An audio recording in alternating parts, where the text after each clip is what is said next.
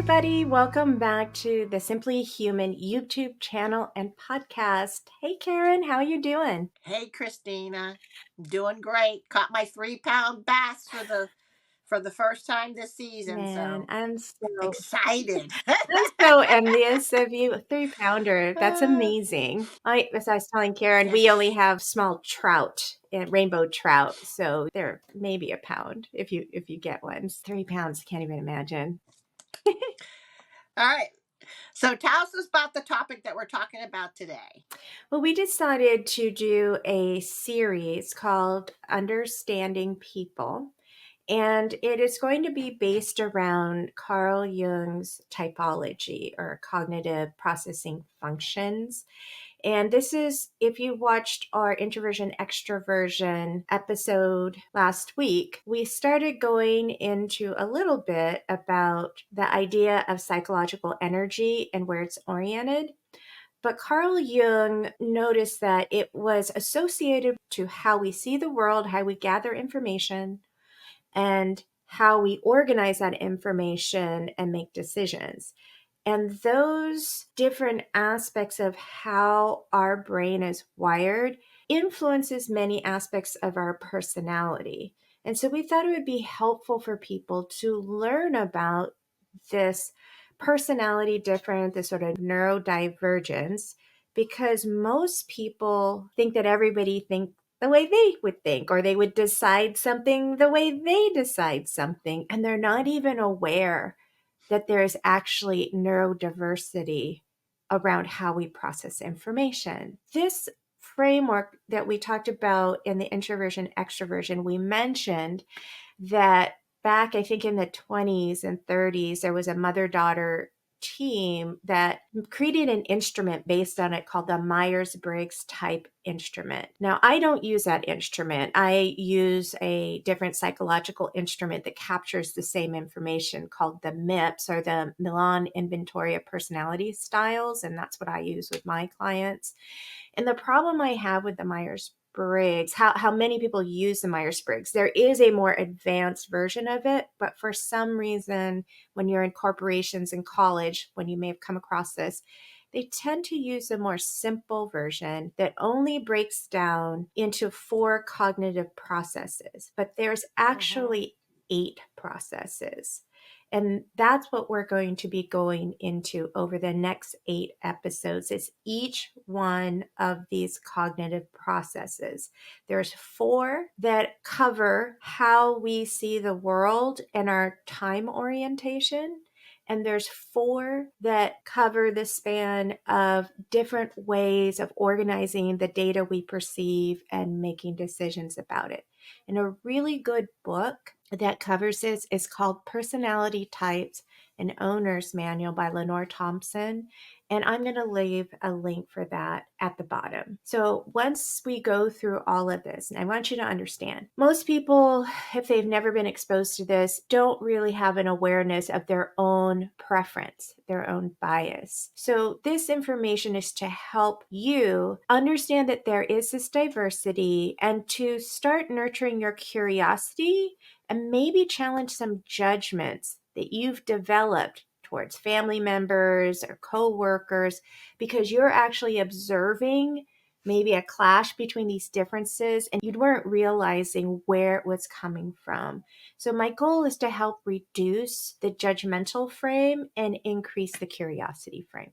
I love it too because when Christina introduced me to this level was when I was having a hard time understanding why my one client, the leader, and his team was having some issues. And I kept thinking, I just don't understand it. It just didn't make any sense because I thought because we're in the same department, a lot of same skill sets, things like that, I just didn't quite understand.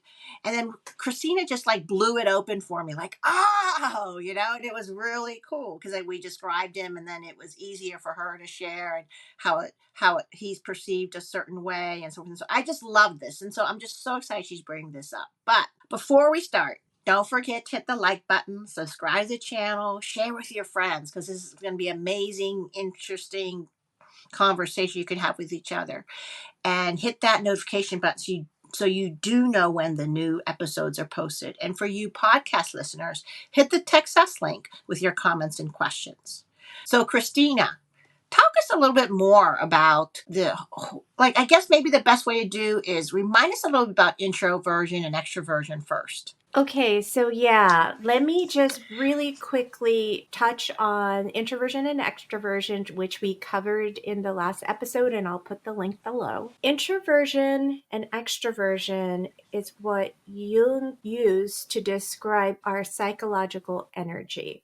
And it is the direction, or it's a nautical term, an attitude. So the introverted attitude means the psychological energy is inward focus, and extroverted, it is outward focus.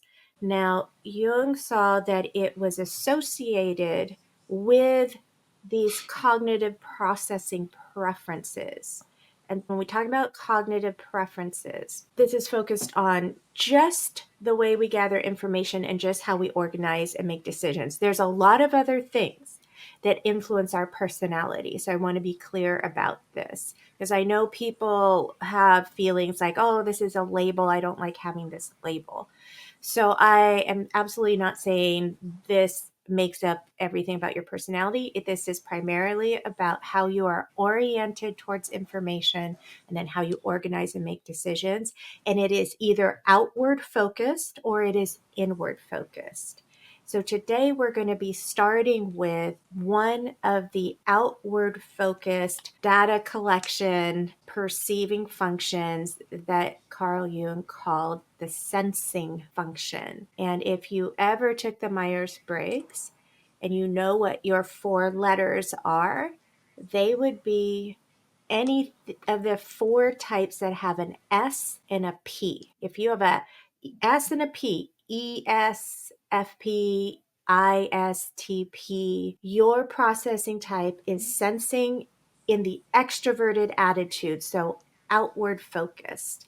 Now, what do we mean by this? Well, first of all, everybody has this function to some degree. We actually have all the functions.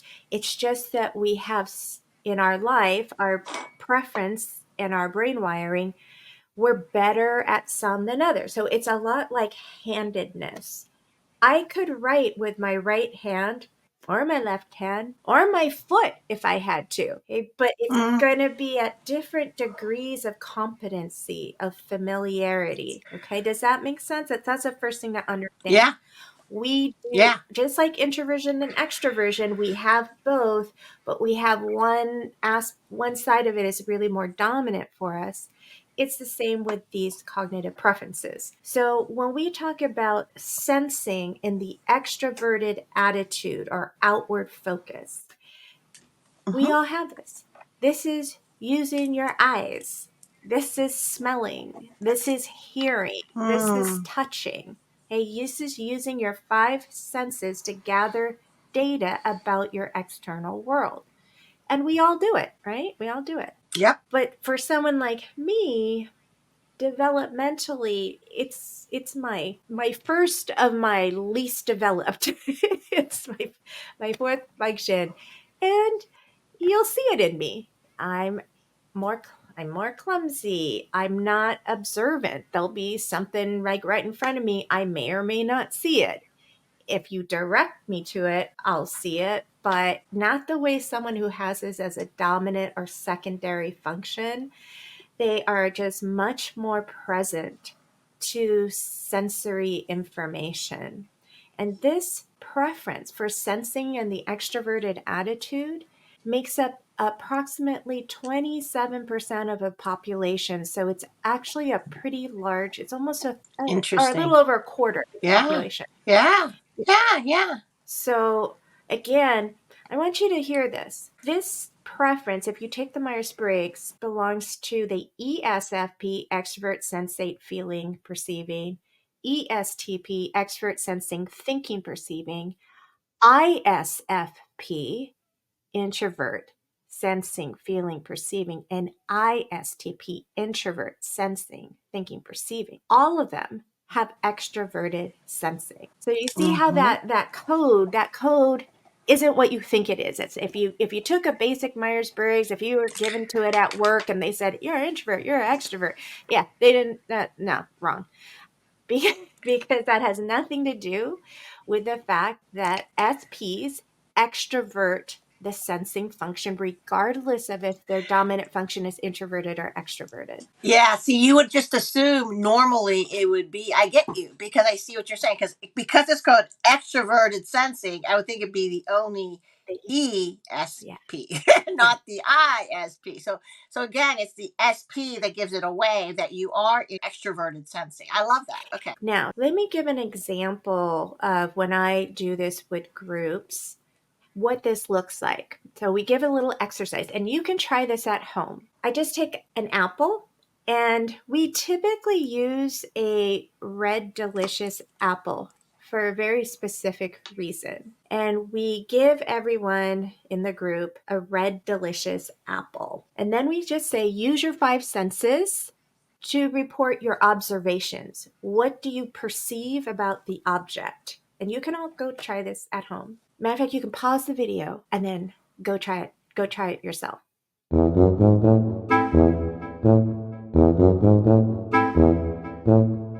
So now that you're back, I'm going to just go over what you typically see. It's going to be very detailed. Usually we'll get whether it has it's red, whether it has a stem or no stem, whether it has a bruise, whether it has partly shading that isn't quite red.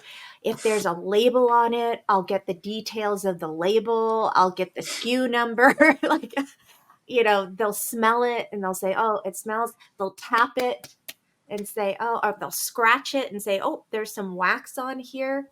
All of this is data in the moment. Okay.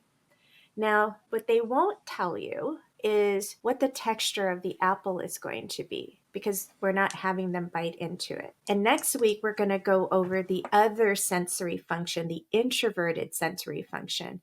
The introverted sensory function isn't based on in the now, it's based on past experience. And they will say, and it's mealy. When you bite into it, it's a mealy apple. The extroverted senses will instantly say, how do you know? How do you know? You didn't bite into it. So, a really important aspect of understanding this cognitive preference Mm. is time orientation, because each of the four perceiving processes have a particular orientation in time, and the Oh, extroverted sensing interesting. is oriented Yeah. in the here and now. I call it kind of the Buddha nature. They're the best at being present because they're just in the here and now. And so there are gifts and there are challenges with you having this preference. Some of the gifts are being present. They're just in the here and now. And in my community, so 27% nationwide, I believe in my community it's a lot higher than that. My community attracts this personality type because we're an outdoor community. People are skiing, they're mountain biking, they're going Mm. into backcountry where you need to be really present. And, we have ski patrol, we have avalanches, we have wildfires. We need people who are tactical. So extroverted sensates are excel at being tactical in the moment. What happens now? You'll find them in careers like firefighting, paramedics, athletics. They tend to be very athletic. Again, basketball, you need to be in the now. Baseball, you need to be in the now. You tend to find them in being musicians. Because again, this orientation towards the Mm. sensory, you'll find a Yeah. lot of Okay. artists have this preference. Yeah, they get drawn because it's their strength. You go towards your strength, and you'll find them a lot in the trades. So my community also has it's a community where you can really make a great living being in the trades, construction, moving dirt, big machinery, pushing snow with a tractor. It being in a service industry because you have to be present, your customers right there. So this is where we have so many people who are extrovert That makes a sensate. lot They of just sense. And work it's even really, so really funny when well you in said our you had community. snow in the summertime. So that was really strange too.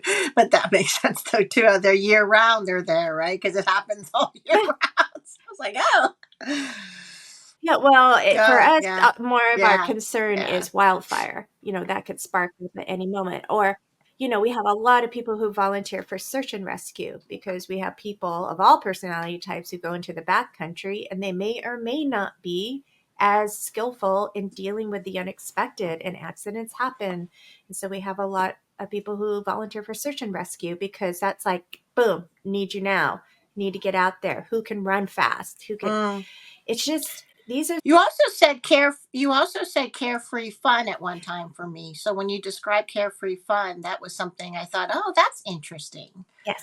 Because so that would make sense, right? Yeah. Yes, Yeah. because you're in the moment. You're in the moment. You actually, this is the type that doesn't really hold on to the past. As partners, I hear this all the time. They're just like, I just don't hold on to things. Like I don't know, where my partner is still upset about something it was an argument a week ago. I don't even remember what it was.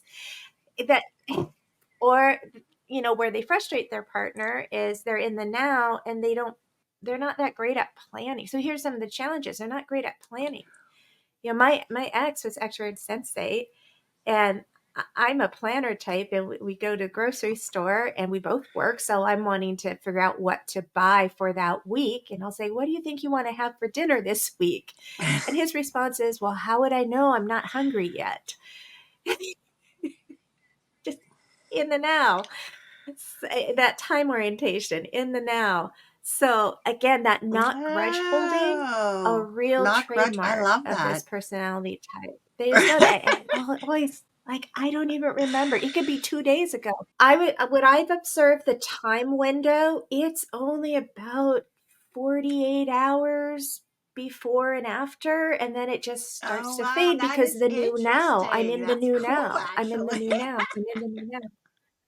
Oh, yeah. People meditate, for years trying to learn to be in Yeah, this Buddha state. yeah. Because I had to learn to be in the now. Naturally That's born. interesting. Now, if you are introverted, it is not going to manifest maybe as strongly just because it's actually your secondary function when it's ISF or TP. And I don't want to really go into how I know this, just understand. This is where the E and the I on the Myers-Briggs, it's telling me is which of your two function is your dominant function. So that's why ESFP and ESTP tells me that not only is sensing extroverted, it's also dominant. Ah, okay, okay, got An it. ISFP, ISTP tells me sensing is extroverted, but it is auxiliary, it is secondary. It is the introverted function, in this case would be the judging function, is the dominant function. But when you say secondary, what does that mean? Like, what's an example? So we have a dominant, right? Mm-hmm. And then we are both introverted and extroverted. Mm-hmm. But your dominant function really does drive a big aspect of your personality. So I like this analogy that this one company where you can learn and get certified in this, they said, think about it as passengers in a car. So one person is the driver. That's your dominant function. Then they're the driver, and then you've got your co-pilot in the passenger seat. And then your third function is like the teenager sitting in the back. Okay. And your fourth function is the toddler in the back. Oh, okay. I love that. Okay. All right. That helps me a lot. That helps me a lot. Now, when we are talking about your client, okay, that's just four. But remember, there's four more. So there's actually some in the trunk that we don't even know is there. So the thing about Karen's client is the environment that he's in, the dominant personality type, would be the part of him that's in the trunk. That's why I told Karen, I'm like, oh, that poor guy. Like there's going to be real hard communication. And if you want to understand how hard it is to use our non-dominant function, sign your name. Do this exercise, take a pen, and if you know how to do cursive, I know they don't teach it anymore, but if you know how to sign your name in your dominant hand, Mm-hmm. and then put down the pen and then use your non-dominant hand to sign your name, that Mm-hmm. would be your auxiliary, Mm-hmm. and then try to use your foot, pick up, and then try to sign your name with your foot. And that'd be the teenager. That'd be the teenager. Then use your non-dominant foot to try and assign, and you're going to get what your inferior or your fourth Oh, function. And like Ange, I I love that. I love that idea. I can't wait to do this so after you your could phone. do that exercise. And I'll put it in the notes because we'll have to put this in the notes on every episode so people know what to do. Now let me just go over a little bit more of the challenges. Uh-huh. Okay, so while being in the present has its benefits in certain types of careers and certain aspects of your life, when you have had a dispute and your partner wants to talk about it and your brain didn't even hold on to it, that can be a challenge because what I see is that often patterns repeat and they're never resolved because they just emerge in the now. And it can be really frustrating Oh, for a partner to say, God, we keep because I see the patterns, but you don't because yes, you're intuitive. We see patterns. But when you're someone who's extroverted sensate and it's like 48 hours, it's starting to fade and like very little detail after 48 hours, and let alone a week or 2 weeks. And it's like, I don't even remember why we were mad, or I don't remember you asking me to do that. So there's also the retention of information can sometimes be challenging. Again, this is more the extrovert, that dominant. The people who have it as a secondary do tend to internalize a little bit more. But when your partner is a dominant extroverted sensate, this can absolutely be a challenge in a relationship. Not connecting dots. It's astounding to me, but my brain, I'm intuitive, Karen's intuitive, and we'll get more into it, but our brain, everything's connected in a neural network. uh-huh. This dot's connected to this dot, which is connected to that dot, which is connected to this, connected to that. Extrovert sensates don't really connect dots. I had a presentation that my boss was so frustrated with his, and it was my colleague, his subordinate, and he had asked her to put like a 4-day program together, and she was ISFP, extroverted sensate, and he saw it, and he's like, "Oh my God, Christina, can you go fix this?" And I went and looked at it, and it had all the parts, but it made no sense the way there was no flow. It was just each discrete individual part. And when I reorganized it so there was a logical flow, she looked at it and said, she could see it once I did it, but she's like, how did you figure that out? Because her brain doesn't necessarily connect the dots. Mm-hmm. More now, there are some that are analytical who are better at connecting dots, but I dated one that was a systems engineer, and he also could not really connect the dots and had really messy PowerPoint presentations and drove some of his intuitive colleagues nuts. So they can see it when you show it to them, but they feel things and organize things primarily in either an analytical or instinctive way, very instinctive. So if you ask them, well, how did you get here? They can't always tell you. Well, I don't know. I mean, I just did it. I don't know. It's what I do. So that can be hard to learn from, Yeah, but I you think know.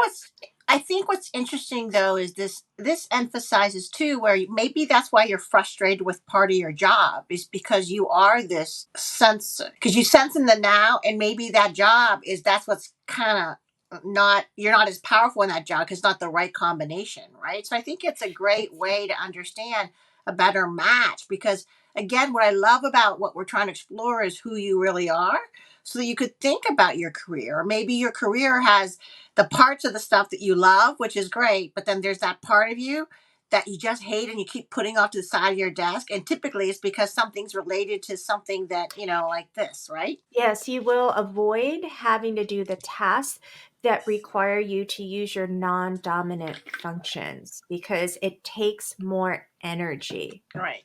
It's just like how we explained with the couples who were introverted and extroverted. They could join their partner who was the opposite, but it was more draining on the battery. Mm.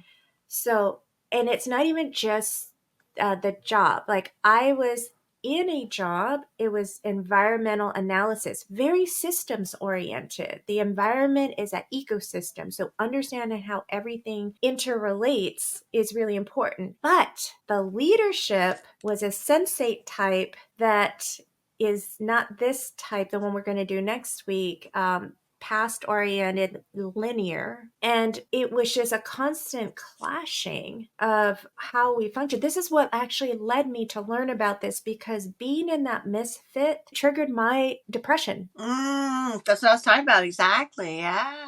Because it is not only do you have to repress your natural instinct, but then you have to pull up this other aspect, because more than one person cannot drive the car at the same time. So if I can't drive the car from my dominant function, I have to go sit in the back seat where I'm now anxious because I'm watching the teenager, I'm watching like the toddler has to go drive the car. They don't know how to drive the car. It's stressful. They can't reach the pedals. I'm like having to repress the part that wants to jump in and take over and say, oh my God, get in the back seat Oh again. my All gosh. psychological energy wears you out by the end of the day. It's awful. So understanding this about yourself and where you're going to thrive is what you're looking for. So if you are, say, interviewing, after that experience, how I ended up working with Karen, I was so traumatized that when I interviewed with Karen's group, I was like, listen, I am a strategic thinker. I am a preventative problem solver. I'm going to want to make things better if the Yep. way we're doing it is broken. If that doesn't work for you, just stop interviewing me.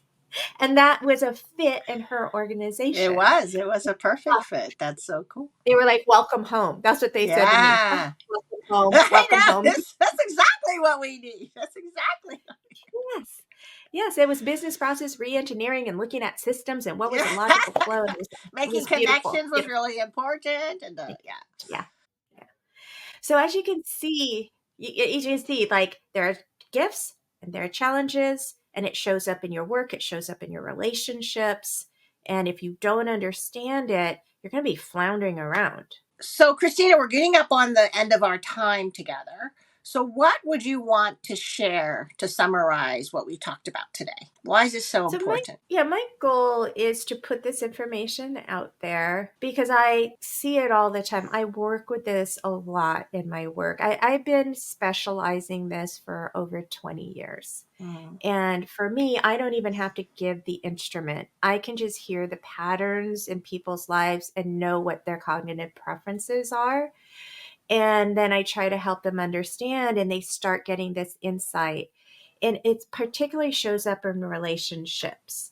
So there's this book called I'm Not Crazy, I'm Just Not You. Oh, I like that title. We'll put the link below. Yeah. My goal is to start planting those seeds of curiosity, to start challenging maybe judgments and prejudices you might have developed through possibly really frustrating experiences with other people. So you can start understanding, what am I seeing? And oh, is this person oriented towards information differently? And how can I just understand it's different and it's not wrong? Because again, our bias is that we all think the same way and we make decisions the same way.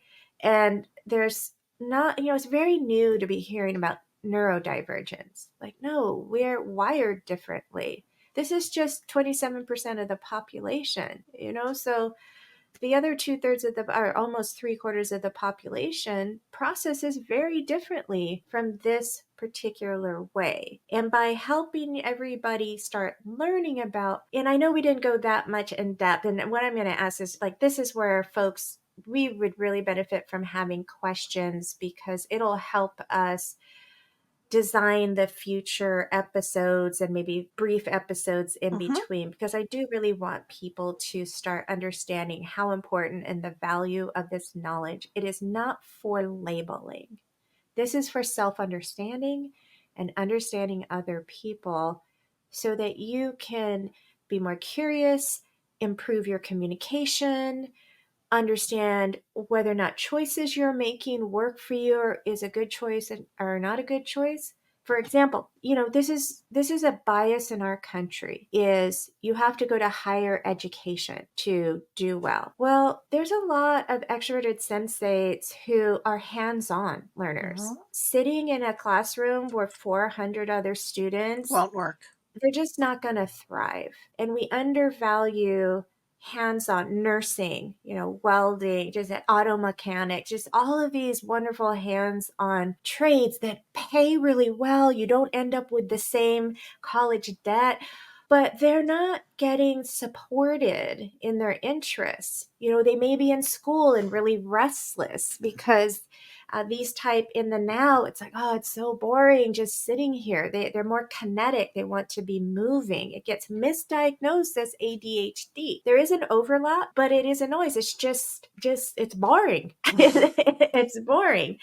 And the person is tapping their foot and they're getting judged, like, oh, you're not paying attention. It's like, well, you're just so boring. And they would do better in another career. So I'm going to put a link to some resources where you can do a free online assessment, which I found to be somewhat accurate. I mean, it's hit or miss. You really don't just take a result that comes up, because you can be heavily influenced by that environment you're in. I went to do a big group conflict issue in Germany. It was our employees and then another company's employees, and we actually typed everybody.